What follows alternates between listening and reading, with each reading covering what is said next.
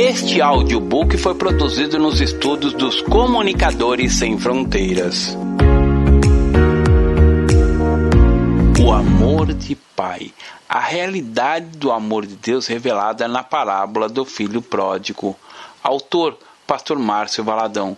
Uma publicação da Igreja Batista da Lagoinha, primeira edição, novembro de 2010. Introdução.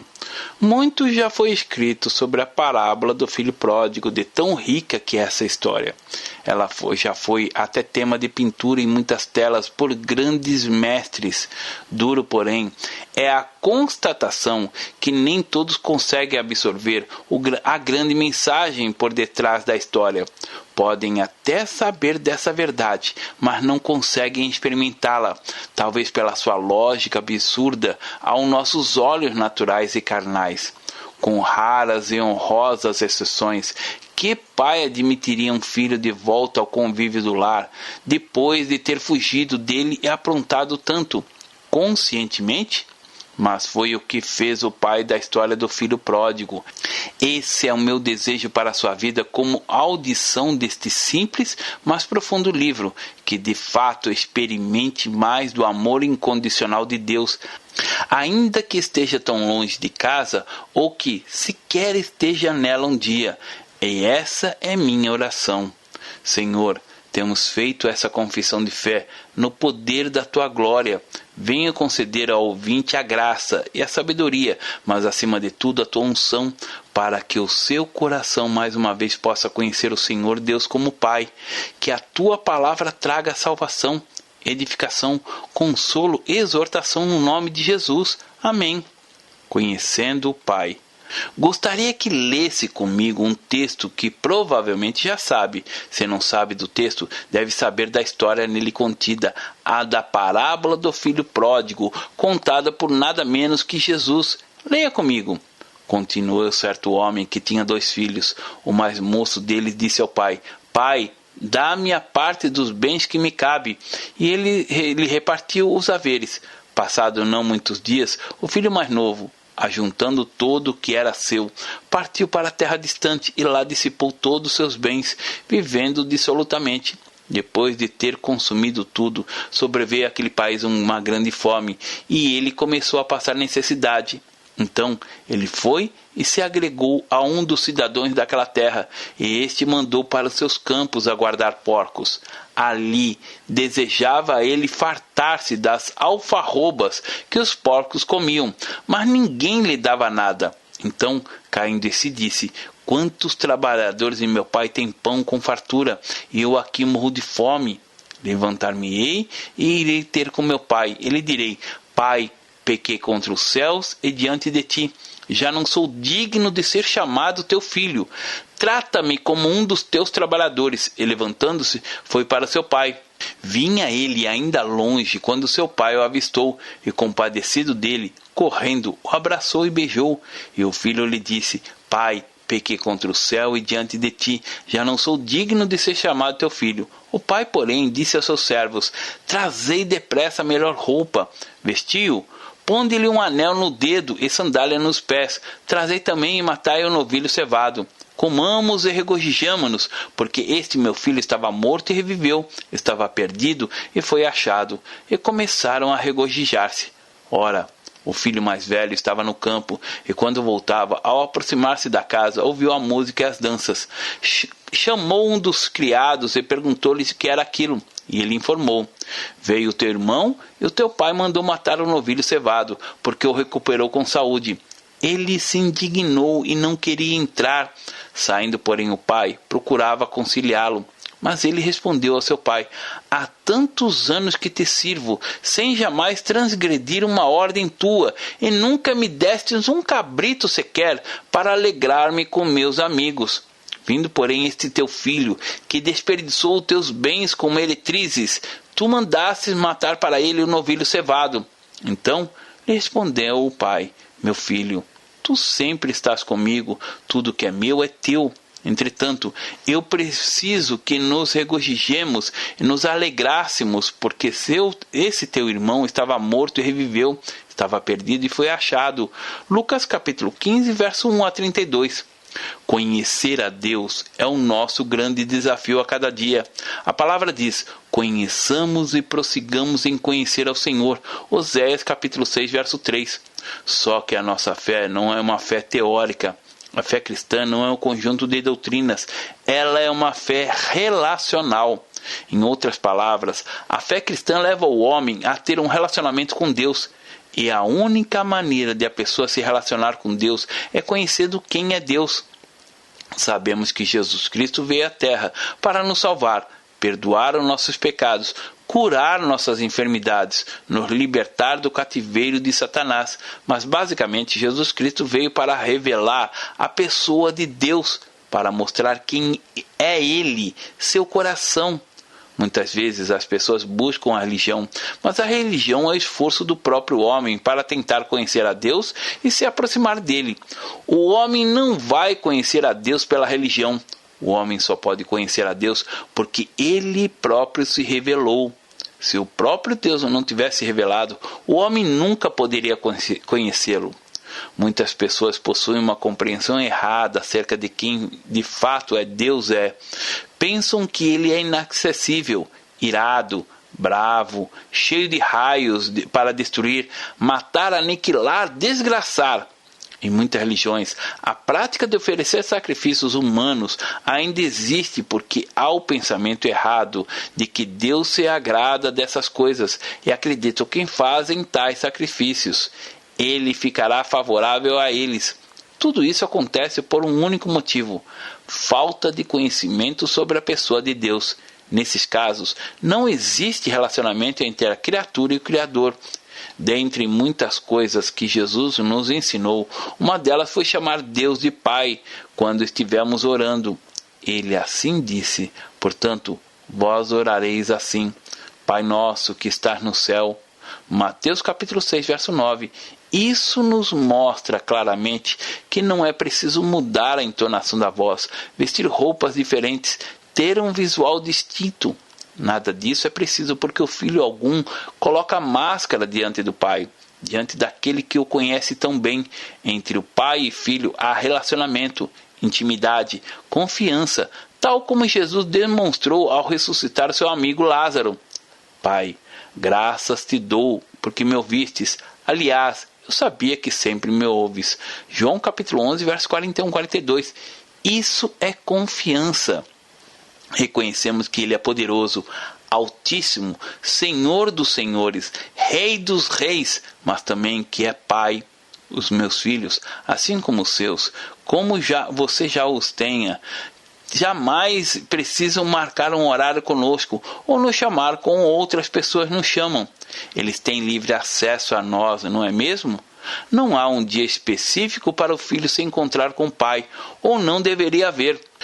Também não há um local apropriado. Sendo assim, o domingo não é e nem pode ser o único dia dos filhos de Deus se encontrarem com Deus Pai. Se isso acontece é porque o relacionamento desses filhos está igual ao do filho pródigo de Lucas capítulo 11.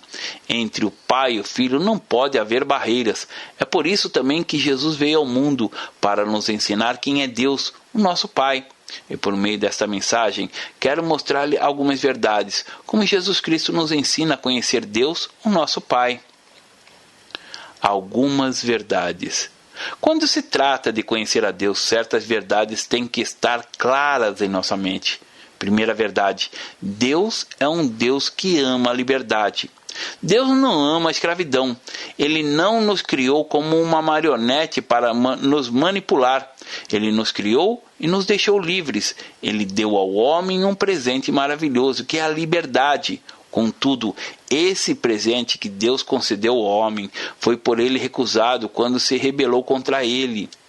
Mas Deus, que é um Pai compassivo e misericordioso, doou o que havia de mais precioso para a humanidade e não permanecesse presa eternamente. Ele enviou Jesus para que pudéssemos ser livres, conforme está escrito em João capítulo 8, verso 36. Se, pois, o Filho vos libertar, verdadeiramente sereis livres. Ao lermos nesta parábola descrita no Evangelho de Lucas, em que o filho pediu ao pai para que ele lhe desse a parte que lhe cabia na herança, Não lemos que o pai se recusou a entregar o que o filho tinha por direito. Não lemos também que o pai trancou as janelas ou as portas para que o filho não fosse embora ou contratou seguranças para impedir a saída do filho. Ele o deixou ir porque o filho era livre. E foi isso que Jesus Cristo veio nos mostrar, que somos livres, livres para amar a Deus ou para voltar as costas para Ele. E isso pode ser confirmado no texto de Apocalipse, capítulo 3, verso 20. Eis que estou à porta e bato. Se alguém ouvir a minha voz e abrir a porta, entrarei em sua casa e cearei com ele e ele comigo. Esse é um convite condicional. Se ouvir, se abrir, se quiser cear com ele. Não é obrigatório. A maior afronta para um judeu era exatamente a do filho que desejava a morte do próprio pai. E isso acontecia em alguns casos porque a herança só era entregue depois da morte do pai. O pai do filho pródigo estava vivo. Havia uma herança que seria repartida após a morte do pai, mas o filho desejou e teve a parte que lhe cabia. Pai, dá-me a parte dos bens que me cabe. Verso 12. Há muitas coisas que não conseguimos entender, e quando começamos a compreender que Deus ama a liberdade, passamos a servi-lo em amor e por amor. Deus não quer ninguém o servindo por obrigação, como acontece com o religioso. Deus deseja relacionamento, espontaneidade de amor. Deus ama a liberdade e não a escravidão. Segunda verdade. Deus é a origem de tudo que temos de bom. Na parte final do versículo 12 de Lucas capítulo 15 está escrito: E ele lhe repartiu os haveres. Tudo de bom que recebemos é o Senhor quem nos dá. Olhe para a sua saúde, sua caminhada, sua inteligência, seu emprego, sua família, seu casamento, seus filhos, seu ministério, e agradeça ao Senhor por tudo que veio dele. Deus é a origem de tudo que temos de bom. Muitos pensam que se trata apenas de conquistas, mas para conquistar algo é preciso ter saúde, força, inteligência. E tudo isso o dinheiro não compra, somente Deus pode dar. Quando percebemos Deus como a fonte de tudo, damos toda a honra e glória a Ele. Deus é bom, muito bom, e tudo que vem dele também é muito bom. Jesus disse: Ora, se vós, que sois maus, sabeis dar boas dádivas para os vossos filhos, quanto mais vosso Pai, que está nos céus, dará boas coisas aos que lhe pedirem? Mateus capítulo 7, verso 11. Jesus mostra o quão bondoso é esse Pai, e na parábola do filho pródigo não é diferente. Deus é revelado como aquele que é a origem de tudo de bom que nós temos. A terceira verdade: Deus ansiosamente aguarda o retorno de pecadores. Quando o filho foi embora, demonstrou com a sua atitude que queria viver a própria vida, que era dono do próprio nariz, que não suportava viver ao lado do pai, junto da família. Pensou que a felicidade estava além das montanhas, além das fronteiras da casa do pai. Então ele foi para a terra distante. Passado não muitos dias, o filho mais moço, ajuntando tudo o que era seu, partiu para uma terra distante e lá dissipou todos os bens, vivendo dissolutamente. Verso 13. O filho viveu todos os prazeres que a carne pode receber, tudo aquilo que o dinheiro pode comprar, mas já pelo que é dito no verso 14 de Lucas capítulo 15, podemos ver que sem dinheiro, o prazer naquilo que se pode oferecer não acontece. E o filho pródigo, depois de ter consumido tudo, sobreveio àquele país uma grande fome, e ele começou a passar necessidade. Então, ele foi e se agregou a um dos cidadãos daquela terra, e este o mandou para os seus campos a guardar porcos. Uma das definições para a palavra agregado é lavrador pobre estabelecido em terra alheia mediante certas condições. Agregado, na maioria das vezes, não tem salário e nem mesmo nome. Ele apenas sobrevive. E foi isso que aconteceu com o moço da parábola do Lucas capítulo 15. Ele teve muitos prazeres, porém pagou um preço muito alto por cada um deles. Chegou ao ponto de conviver com os porcos, de desejar a comida deles. Ali desejava ele fartar-se das alfarrobas que os porcos comiam, mas ninguém lhe dava nada. Verso 16. E como acontece com muitos, houve um momento no qual esse homem caiu na real. Percebeu o quanto cheirava mal, a condição miserável na qual se encontrava. Então, caindo em si, disse: quantos trabalhadores de meu pai têm pão com fartura, e eu aqui morro de fome? Levantar-me-ei e irei ter com meu pai, e lhe direi: Pai, pequei contra o céu e contra ti. E levantando-se foi para seu pai. Versos 17, 18 e 20. Saudade. Creio que ele teve esse sentimento. Sentiu saudade do pai, de Deus, de onde viera. O ser humano sente saudades de Deus porque veio dele. O pai estava à espera do filho, mas o filho, envergonhado do que fizera ao pai, pensou não ganhar o seu perdão. Já não sou digno de ser chamado teu filho. Trata-me como um dos teus trabalhadores. Versículo 19. Não me trate mais como filho, eu não mereço ser seu filho. Trata-me como um dos seus trabalhadores. Vinha ele, o filho, ainda longe, quando o pai o avistou. Isso porque sabia que um dia retornaria. O que Deus enxerga está além, muito além, da distância física, visível. Ele vê o coração. Deus ansiosamente aguarda o retorno daquele que voltou as costas para ele. Ele tem esse anseio. Jesus Cristo definiu a sua missão dizendo: e eu, quando for levantado da terra, atrairei todos a mim mesmo. Tudo de horrível que um homem poderia fazer, o filho pródigo fez. Mas havia no coração do pai esse anseio. Ele aguardava a volta, o retorno do filho. Mesmo distante, o pai reconheceu o filho e o avistou. A quarta verdade: Jesus Cristo nos mostra que Deus é cheio de compaixão. E, compadecendo dele, correu, o abraçou e beijou. A compaixão do nosso Deus é algo singular, único. As religiões apresentam um Deus que não tem compaixão, mas a fé cristã conhece a compaixão de Deus, conhece o Deus compassivo. Por todo o Antigo e Novo Testamento, vemos Deus se revelando ao homem de diversas maneiras, com um só propósito: atraí-lo para si. A prova maior dessa verdade é seu Filho Jesus. Quinta verdade: Jesus Cristo nos mostra um Deus ágil. Essa agilidade é para um só propósito: a reconciliação. Observe que o texto nos mostra que o moço vinha andando, mas o pai foi ao encontro dele correndo. Talvez o moço estivesse ali apenas se arrastando, devido ao peso da culpa, sentindo-se indigno, dando passos lentos, talvez pensando em recuar. Será que consigo chegar? E se chegar, será que serei aceito por meu pai? Creio que você não está ouvindo esta mensagem por acaso, e sim porque o Pai é mais rápido do que você. Quando você manifestou apenas um pequeno deslumbre de voltar-se para Ele, Ele se apressou para chegar até você.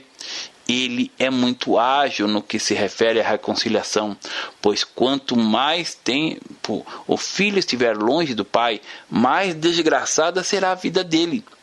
A sexta verdade: Deus é um Deus que nos recebe conforme chegamos. Veja novamente a frase do texto bíblico: o abraçou. Desde que me converti, passei a falar com Jesus para todas as pessoas. Eu morava num dos bairros mais antigos de Belo Horizonte, o Bonfim, e perto da minha casa havia muitos mendigos. Eu os levava para os fundos de casa e pedia à minha mãe para não ir onde estávamos. Pegava uma mangueira, ligava a torneira e com o sabonete eles iam se lavando. O banho só terminava quando o sabonete também estava quase no fim. Após aquele banho e a barba feita, eles não se reconheciam. Olhavam-se no espelho, mas não se viam, pois há muito tempo o rosto daqueles homens esteve coberto de pelos e pela sujeira.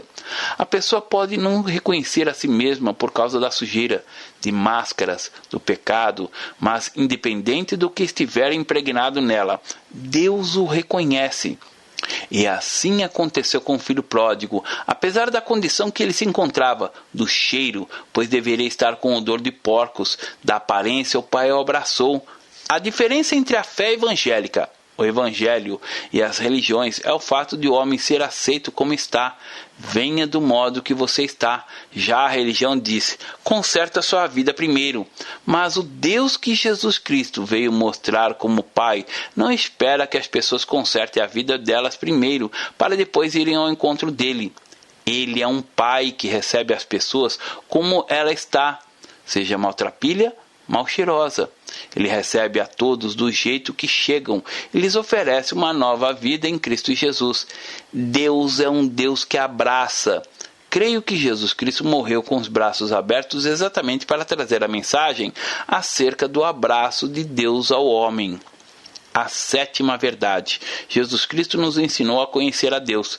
Conhecer aquele que tem prazer em perdoar. Vimos que o pai do filho pródigo o beijou, e este beijo fora o símbolo de perdão. Os discípulos de Jesus ouviram fazer muitos sinais. Andar sobre as águas, multiplicar pães, ressuscitar mortos, curar enfermos, expulsar demônios. E em nenhum desses milagres eles tinham dúvidas sobre a realização dos mesmos. Porém, sobre a questão do perdão, eles fizeram um pedido a Jesus: acautelai-vos.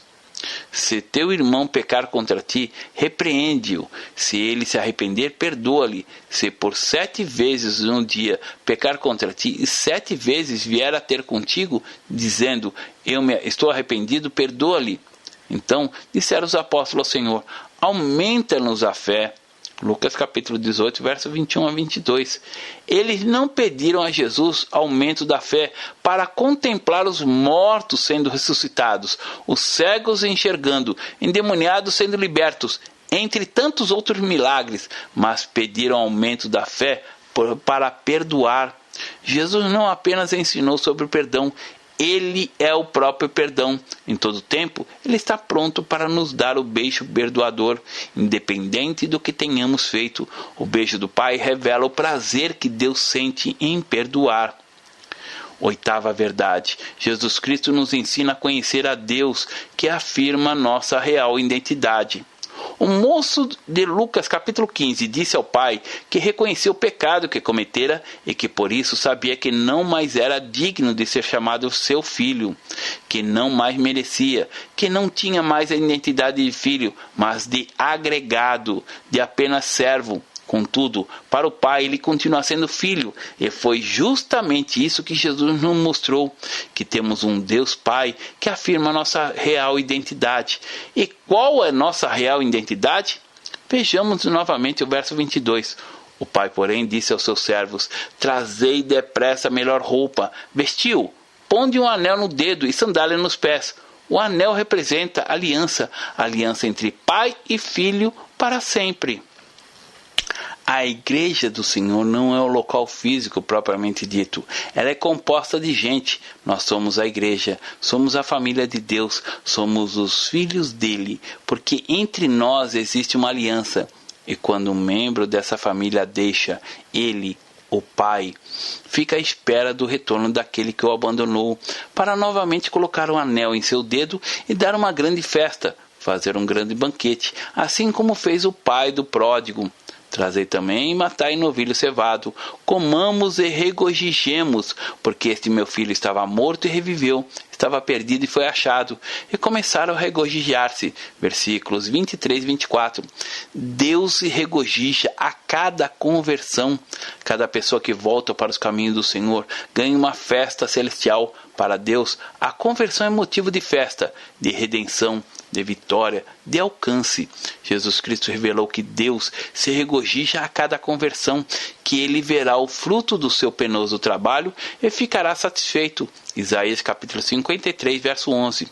A nona e última verdade. Jesus Cristo nos mostra que Deus ama os que estão perdidos na religião. No verso 28 de Lucas capítulo 15 nos mostra que o irmão mais velho do pródigo era um religioso.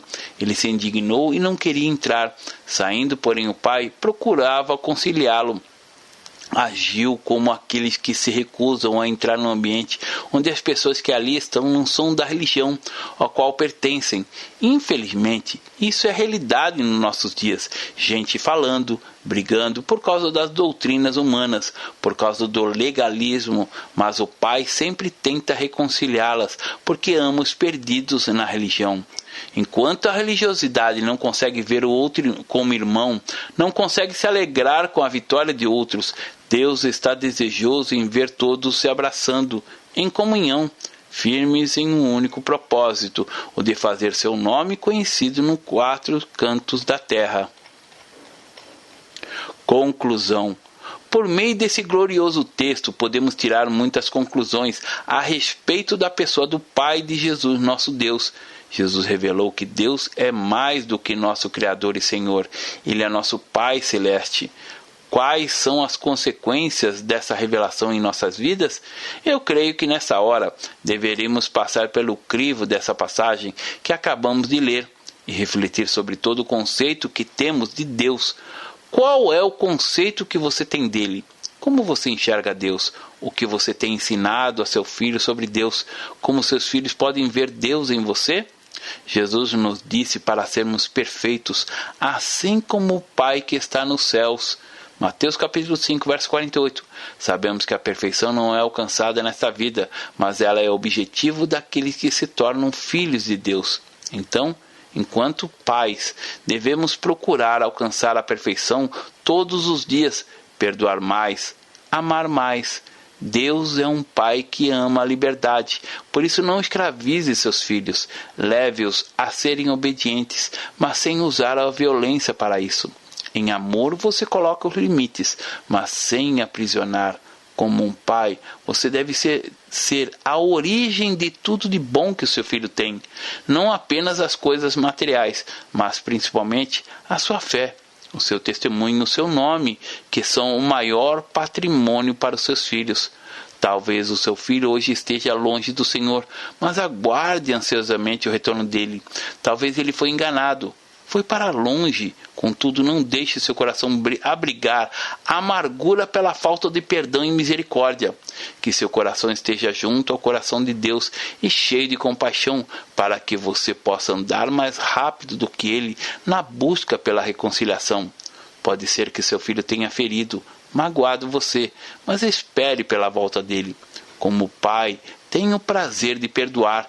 Beije-a. Afirme a seu filho a real identidade dele. Sinta o regozijo da conversão dele. Torça por ele. E para encerrar, o convido a orar.